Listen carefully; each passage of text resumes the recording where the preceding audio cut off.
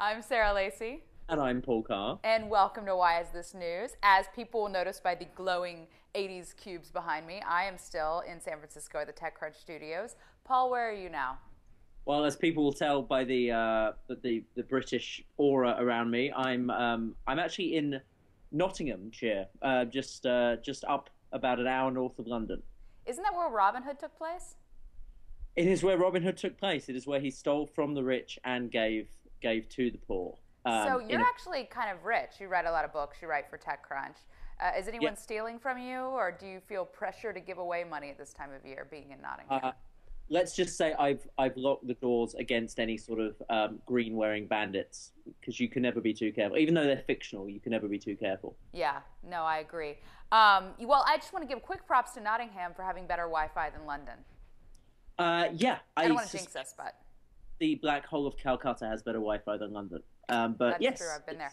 Okay, so what are we going to talk about this week, Paul? You have a bee in your bonnet about Murdoch, right? well, I mean, not so much a bee in my Rupert butt. Murdoch, just to clarify, if anyone thought I was talking about another Murdoch.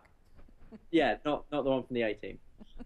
Yeah, so Rupert Murdoch. Yeah, he is getting ready to at the beginning of next month, launch his new iPad-only newspaper, which I think is called the Weekly or the something like that, or the Daily or something.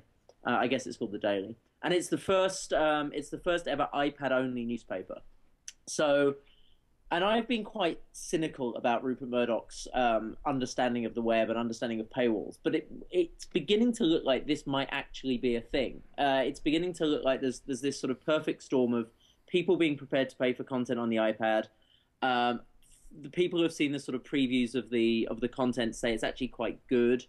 Murdoch has done quite well with his. He put the Sunday Times and the Times behind paywalls, and everybody, including me, said that's idiotic. People won't pay for newspapers.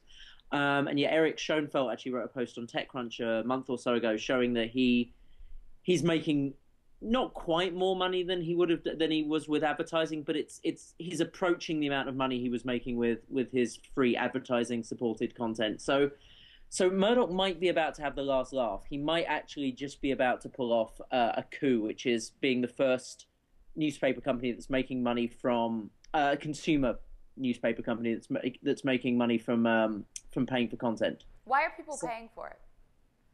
um, so I think it's a number of things. I think the fact that I mean the web version, because the mobile makes sense. I mean, we're sort of the iPad, getting to well, start fresh with mobile. People are expected. I mean, there are people who pay, a 99 cents or $1.99 or whatever a month to even get like TechCrunch and other blogs on the Kindle. I mean, yeah. everyone's trained to pay for small amounts of things on mobile, and it's quite easy, and all the mechanisms are there. Why do you think anyone's doing it on the web? Um, I don't know. I mean, I haven't got any sort of inside knowledge on what's going on at News Corp, but from what I understand, he's managed to put he's people are paying the people by and large are paying the £1 per 24 hour access per 24 hours of access thing rather than paying for a subscription. So he seems to have pulled off. It's not quite micropayments, but he seems to have pulled off this idea of getting some good content on there, getting people to talk about it, getting good columnists, and people want to access that content, and they're willing to pay like a pound, which is $1.50, for the content.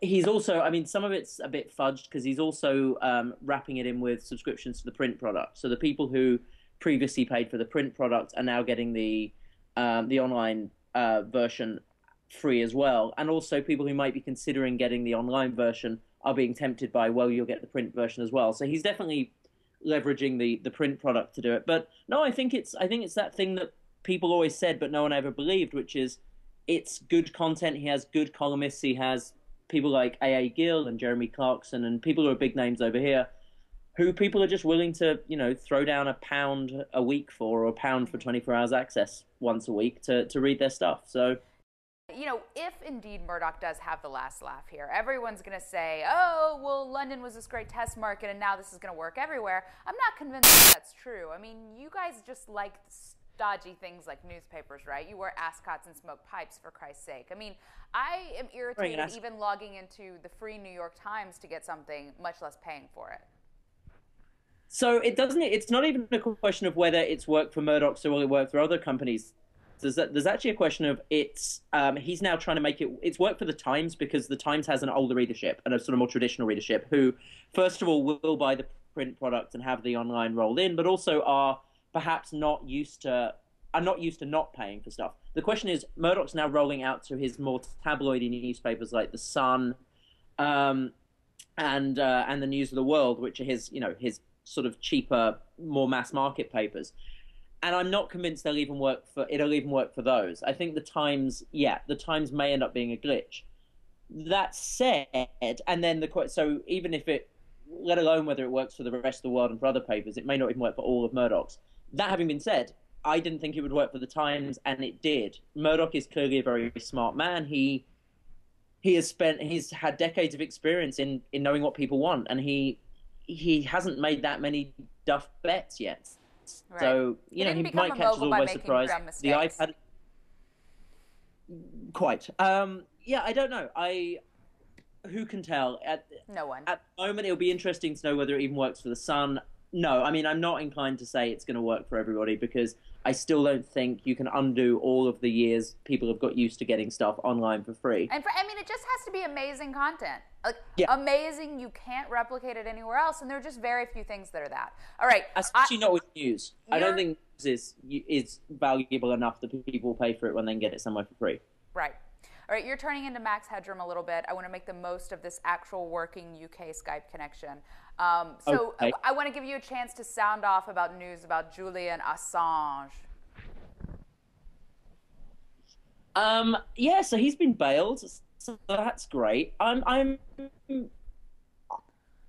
People seem to have arrested that he wasn't under arrest because of WikiLeaks. Like everybody's saying, free Julian Assange. This is, Michael Moore and all these other people putting up bail money for him. He was actually in jail for accused of rape, not accused of leaking stuff. He hasn't actually been arrested for WikiLeaks yet. So I just find the whole thing still a bit creepy.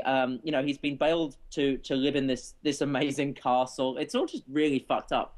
But the thing that was most telling for me was when he was being bailed, he made this statement and he said, even though I'm in jail, my work will continue, and they can't stop me getting all this information out. And even if they try and arrest my people, they'll carry on doing my work. What's going on? Is it Mike? All hell's broken loose in What the hell is wrong? TechCrunch. Once again, I'm glad that happened because I want people to know that Mike doesn't only interrupt Indians. Yeah. He wreaks havoc with the own staff. So we're going to sign off now. Between the shitty UK Skype connection and Michael Arrington as makeup and cameraman, this is doomed. Merry Christmas, everyone. I demand an apology from Mike Arrington in the comments.